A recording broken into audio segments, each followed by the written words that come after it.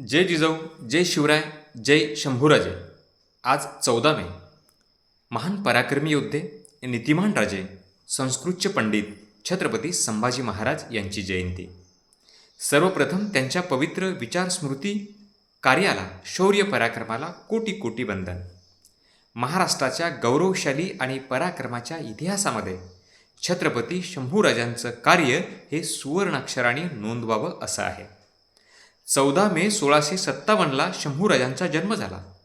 दुर्दैवाने ते 2.25 वर्षाचे असताना त्यांच्या मातोश्री सईबाई यांचं दुःखद निधन झालं. राष्ट्रमाता जिजाऊ, छत्रपती शिवराय, राणी वसा यांनी शंभूराजांची जडणघडण केली. राष्ट्रमाता जिजाऊंच्या मातृसंस्कारातनं जसे शिवराय घडले तसेच शंभूराजे घडले. म्हणूनच आपण मोठ्या अभिमानानं म्हणतो की हीच जिजाऊ जिच्या प्रेरणे उजळे स्वराज्य ज्योती, हीच जिजाऊ जिने घडविले शिव शंभू छत्रपती. मराठ्यांचे दोन्ही छत्रपती जिजाऊंच्या मातृसंस्काराने घडले. शंभूराजावर जिजाऊंचे शिवबांचे संस्कार आणि शिकवणूक होती. भावांनो आणि बहिणींनो, या महाराष्ट्राच्या गौरवशाली इतिहासामध्ये शंभूराजाने जे पराक्रम गाजवला त्याला तोड नाही. आयुष्यात एकही युद्ध आणि लढाई शंभूराजे हारले नाही. जसे ते रणवीर होते तसे ते लेखणीवीर होते. ते संस्कृतचे पंडित होते. त्यांना 16 भाषा अवगत होत्या.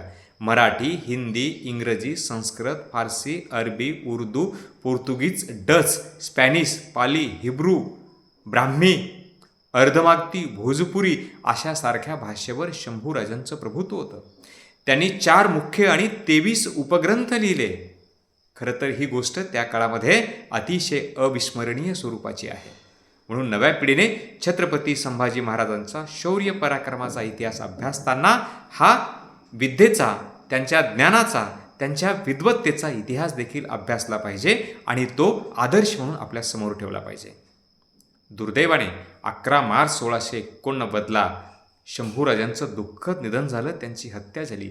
ज्या पद्धतीने औरंगजेबाने क्रूर पद्धतीने शंभूराजांना संपवलं, तमाम मराठ्यांच्या मनात सुडाची भावना निर्माण झाली आणि या औरंगजेबाला याच मातीत गाडून ती शांत झाली.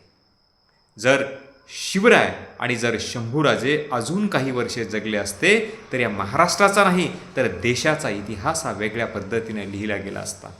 भावांनो आणि बहिणींनो, शंभूराजांच्या जयंतीच्या निमित्ताने तमाम तरुण पिढींना एकच आव्हान करतोय की आपण शंभूराजांचा इतिहास डोळसपणे अभ्यासावा आणि तो कृतीत आणावा. तीच खऱ्या अर्थानं शंभूराजांना मानवंदना ठरेल. पुनश्च एकदा शंभूराजांच्या शौर्य कर्तृत्वाला कोटी कोटी अभिवादन. जय जिजाऊ, जय शिवराय, जय शंभूराजे.